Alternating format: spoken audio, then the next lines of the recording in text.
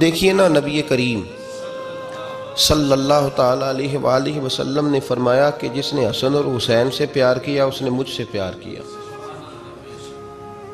اور جس نے ان سے بغض رکھا اس نے، چلو جی ہو گئی حدیث سن لیجیے، سبحان اللہ جی ماشاءاللہ۔ بتائیں کبھی پیار کیا حسن اور حسین سے؟ کس طرح پیار کس طرح ہوتا ہے؟ کیسے پیار کریں؟ نہ دیکھا ہے، نہ ان کے پاس گئے ہیں، نہ ہاتھ چوم سکے ہیں، نہ پیر دبا سکے ہیں، نہ کوئی نظر نیاز دے سکتے ہیں، نہ کوئی خدمت، کیسے پیار کریں؟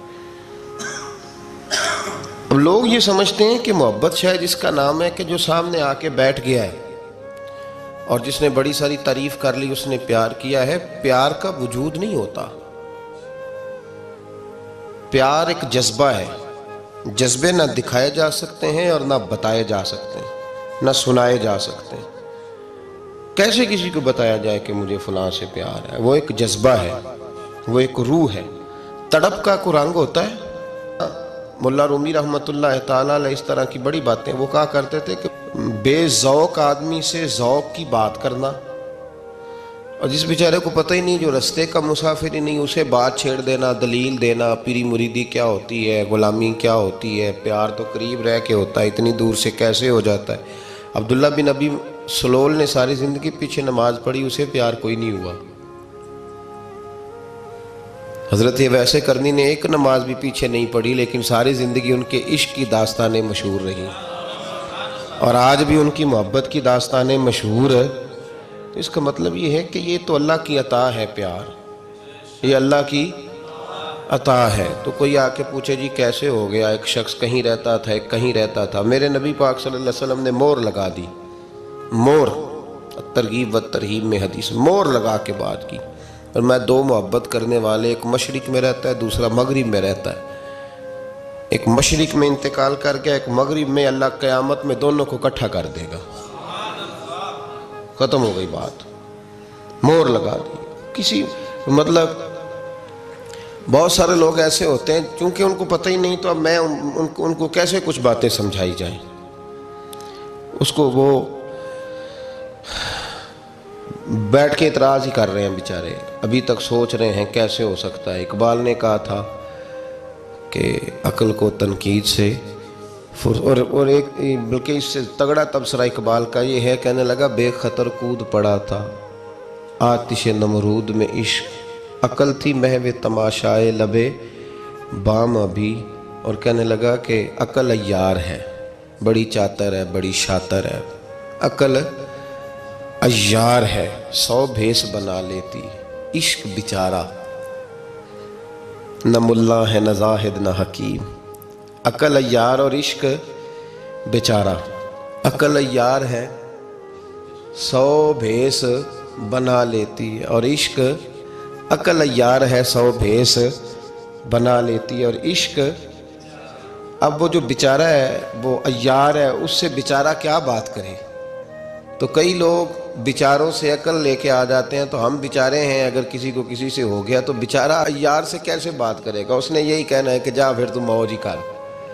میں کل پڑھ رہا تھا، گدھے اور گھوڑے کی بحث ہو گئی،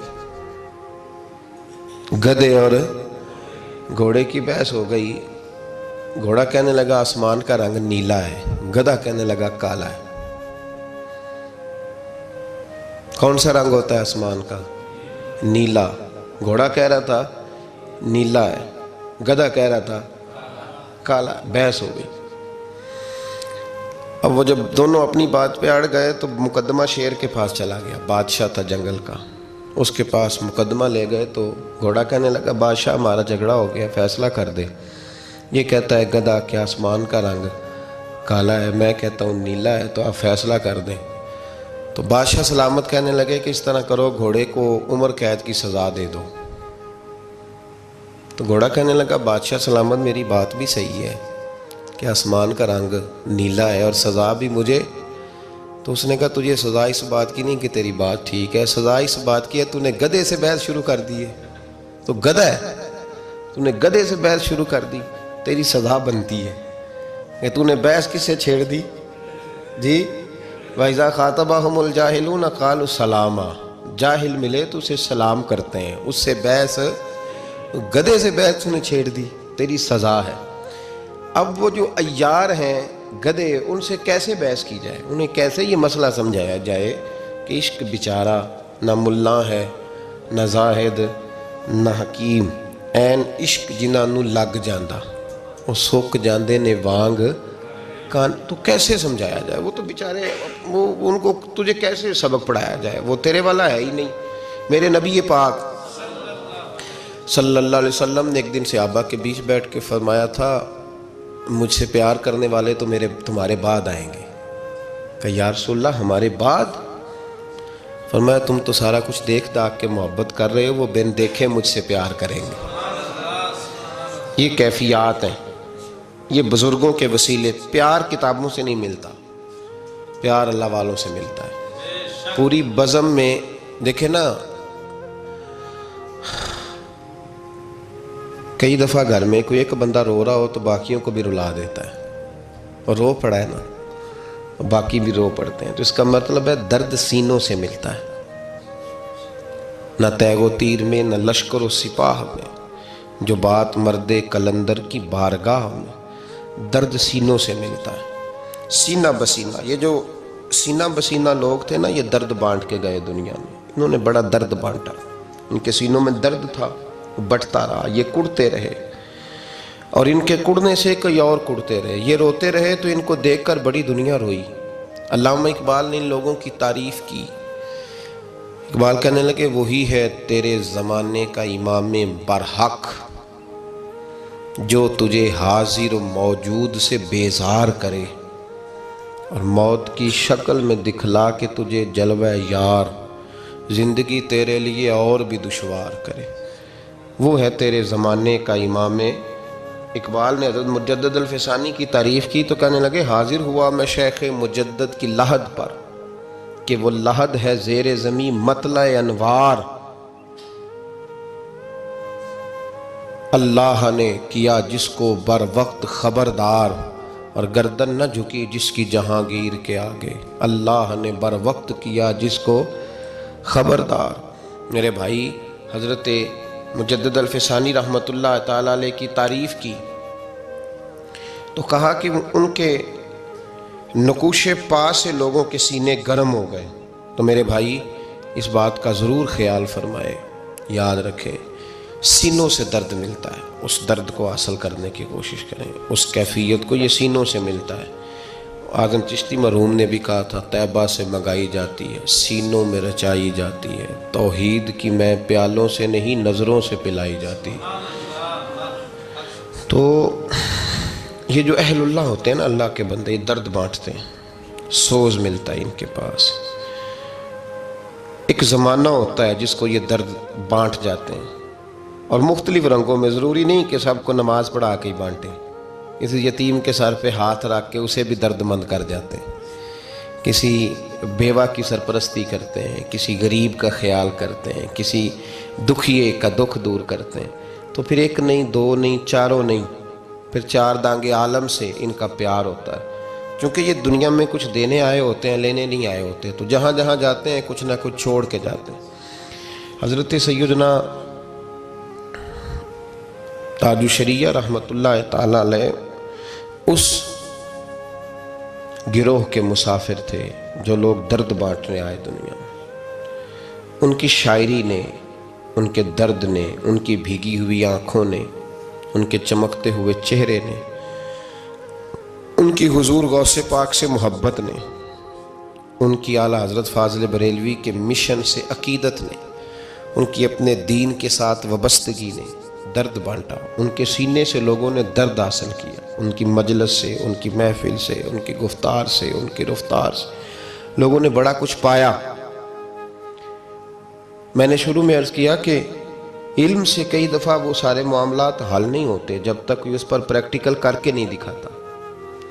تو بعض لوگوں کا عمل کرنا بہت سارے لوگوں کے لیے مشعل راہ بن جاتا ہے، وہ چلتے ہیں، اٹھتے ہیں، بیٹھتے ہیں، آتے ہیں، جاتے ہیں، تو ان کا یہ آنا جانا لوگوں کو درد دے جاتا ہے۔ حضرت جب گئے نا کوئی 60 کی دہائی میں عمرہ کرنے، تو سعودی گورنمنٹ نے گرفتار کر لیا تھا ان کو، فرماتے میں اپنے کمرے میں تھا، میری زوجہ بھی ساتھ تھیں، تو گرفتار کر لیا۔ اچانک پولیس والے رات کو اندر آئے، تو جب وہ اندر داخل ہوئے تو کہنے لگے ہم نے تلاشی لینی ہے۔ تو فرماتے میں نے کہا ٹھہرو ذرا، وہ ٹھہر گئے تو میں نے اپنی زوجہ کو واش روم میں بھیج دیا۔ انہوں نے کمرے کی تلاشی لی تو میرے پاس سے چند کتابیں ملیں۔ وہ کتابیں انہوں نے پکڑ لیں، پھر مجھے انہوں نے پکڑا اور مجھے وہ لے گئے، میرے گھر والوں کو بھی گرفتار کیا۔ تو مجھے کہنے لگے کہ آپ نے جمعہ امام کے پیچھے نہیں پڑھا۔ تو میں نے کہا کہ میں مسافر ہوں، مسافر پہ جمعہ ہوتا ہی نہیں، تو آپ کس طرح مجھے پابند کر سکتے ہیں کہ میں وہاں جمعہ پڑھوں؟ تو کہتے ہیں انہوں نے میرے ساتھ بات چھیڑ دی، کہنے لگے سنا آپ کسی نئے فرقے کے بانی ہیں۔ تو آپ فرمانے لگے تم بات کرو۔ کہتے ہیں انہوں نے جب باتیں چھیڑی تو میں نے کہا کہ ہمارا اصل نظریہ یہ ہے کہ ہم نہ صرف یہ کہ حضور کی غلامی کرتے ہیں، بلکہ ہم یہ سمجھتے ہیں کہ رب ہمیں جو کچھ دیتا ہے وہ نبی پاک کے صدقے دیتا ہے۔ کسی غیر کا ملک ہو، کسی غیر کی حکومت ہو، کسی غیر کا، اور سارا ان کا نظریہ ہو، اور اس کے باوجود کوئی آدمی اتنا ڈٹ کے بات کرے۔ فرماتے میں نے توسل پہ بھی بات کی، میں نے حضور کے علم غیب پر بھی بات کی، میں نے رسول پاک کی عظمت اور شانوں کو بھی بیان کیا، اور میں نے یہ بھی کہہ دیا کہ ہمارا نظریہ یہ ہے کہ قیامت میں اگر ہم جنت میں جائیں گے تو حضور کی سفارش کی برکت سے جائیں گے۔ حضرت صاحب کو بڑا نازک سا وجود تھا، مجھے تو اللہ نے موقع دیا ان کے پیر دبانے کا بھی، نازک سا وجود تھا ان کا، تو ہتھ کڑیاں ڈال کر ہاتھوں اور پیروں میں مدینہ شریف نہیں جانے دیا۔ کہتے ہیں کچھ دن مجھے انہوں نے جیل میں رکھا، پھر جدہ ایئرپورٹ سے بمبئی روانہ کر دیا۔ تو حضرت نے ایک کلام لکھا تھا اس موقع پر، کلام یہ تھا کہ داغ فرقت طیبہ قلب مضمحل جاتا، کاش گنبد خضرا دیکھنے کو مل جاتا۔ مدینہ شریف نہیں جا سکے تو فرمانے لگے داغ فرقت طیبہ قلب مضمحل جاتا، کاش گنبد خضرا دیکھنے کو مل جاتا۔ تو فرمایا کرتے تھے کہ میں نے کئی راتیں رو کے گزاری۔ ایک ہوتا ہے بندہ آ کے فخر سے لوگ مجاہد نہیں بن جاتے کہ دیکھو جی میں ہتھ کڑیاں پہن کے آیا ہوں، اب میں غازی ہوں، اب میرے نعرے لگاؤ، اور فوری طور پہ لوگ مجاہدانہ کردار کی بات کرتے ہیں۔ جی میں نے وہاں کھڑے ہو کے، جہاں جس نے مناظرہ نہیں بھی کیا ہوتا وہ بھی آ کے بتاتا ہے میں سعودی عرب مناظرہ کر کے آیا ہوں۔ تو ایک تو یہ تھا کہ اس چیز کو بطور اعزاز کے لوگ بیان کرتے، اس پر بڑا کچھ ہوتا اور بڑا جناب کہا جاتا، لیکن ان کی آنکھوں میں آنسو رہے۔ وجہ کیا تھی؟ ہتھ کڑی۔ وجہ کیا تھی کہ وہاں گرفتار؟ وجہ ایک ہی تھی، کاش گنبد خضرا دیکھنے کو مل جاتا۔ پھر اللہ نے انہیں یہ اعزاز دیا کہ وہ انٹرنیشنل شخصیت کے حامل تھے، ان کو بڑے سیکیورٹی کی ضرورت تھی، بڑے ان کے لیے پروٹوکول کی ضرورت تھی، ان کو بڑی حفاظت کی ضرورت تھی۔ پھر اللہ نے ان کے لیے ایسا انتظام کیا کہ جب ان کا دل کرتا تھا اسی وقت انہیں بلاوا آ جایا کرتا تھا۔ پھر انہوں نے کئی حج کیے اور مسلسل کیے، پھر انہوں نے عمرے کیے تو لگاتار کیے، اور پھر حضرت مدینہ منورہ رہا کرتے تھے تو کوئی جا کے کونے میں بتا دیتا تھا کہ وہ تشریف لے آئے، تو مدینے میں جس ہوٹل میں ان کا قیام ہوتا تھا وہاں ہجوم عاشقاں ہو جایا کرتا تھا۔ درد بانٹا انہوں نے، وہ درد کے پیامبر تھے، درد تقسیم۔ یہ جو ان کا لقب ہے نا تاج الشریعہ، یہ ہندوستان کے لوگ، پاکستان، بنگلہ دیش کے لوگ تو کہتے تھے حرم مکہ میں ایک سید محمد بن علوی مالکی نام کے بزرگ تھے، وہ حضرت صاحب کو تاج الشریعہ اور امام العلماء کہا کرتے تھے۔ فرماتے تھے جس شخص کے پاس بیٹھ کے ہمیں کیف حاصل ہوتا ہے وہ یہ شخص ہے۔ میرے بھائی بہت سارے لوگ بڑا کچھ لے جاتے ہیں، بڑا کچھ لے جاتے ہیں۔ اب تو خیر کام آسان ہو گیا ہے، اب تو بڑا عجیب انداز ہے۔ میں ایک شخص نے مجھے کہا کہ یہ دیکھیے یہ میرے پیر صاحب اور استاد صاحب ہیں، تو یہ ویڈیو بنی ہوئی ہے، وہ میرے ہاتھ چوم رہے ہیں۔ نہیں پیر صاحب مرید کے، تو اس نے وہ ویڈیو بنائی ہوئی ہے اور لگائی ہوئی ہے۔ تو میں نے کہا کہ بالکل صحیح ہے، تو ان کو غلطی لگ گئی، تیرا مرید ہونا چاہیے تھا، تو الٹ ہو گیا کام۔ دماغ ان لوگوں کا کام، تصویریں بنائی ہوئی ہیں اور اس طرح کی، کہتے ہیں میرے بغیر روٹی نہیں کھاتے میں۔ بھائی اس سے باہر آ جائیں، یہ کیفیت نہیں ہے۔ دیکھیں نا، اس کے ساتھ نسبت ہو جانا بھی بہت ہی کافی ہے۔ مظفر وارثی کا وہ فقرہ مجھے بڑا ہی پسند ہے، اس نے کہا تھا ان کا دیوانہ ہوں، ان کا یہ نہیں کہا کہ ان کی شفقت ہے، ان کی مہربانی ہے، ان کی توجہ ہے، ان کی، یہ نہیں فرمایا، کہا میں ان کا دیوانہ ہوں، ان کا بردار، پھر سمجھنا بات کو، ان کا دیوانہ ہوں، ان کا مجذوب ہوں، تو کیا یہ کم ہے کہ میں ان سے منسوب ہوں؟ کہنے لگا اتنا تھوڑا ہے کہ لوگ کہتے ہیں یہ اس کا دیوانہ ہے۔ اچھا، یہاں یہ فکرہ نہیں کہا گیا کہ ان کی بھی بڑی شفقت ہے جی، ان کی بھی بڑی مہربانی ہے جی، اصل ان کی نا نا نا نا، میں ان کا دیوانہ ہوں اور ان کا مجذوب ہوں، کیا یہ کم ہے کہ میں ان سے منسوب ہوں؟ سرحد حشر تک جاؤں گا بے دھڑک، مجھ کو اتنا تو زیادہ سفر مل گیا۔ تو تیرا دیوانہ ہونا ضروری ہے، تیرا دروازہ کھول کے رکھنا ضروری ہے، باقی وہ آئے نہ آئے یہ اس کی مرضی ہے۔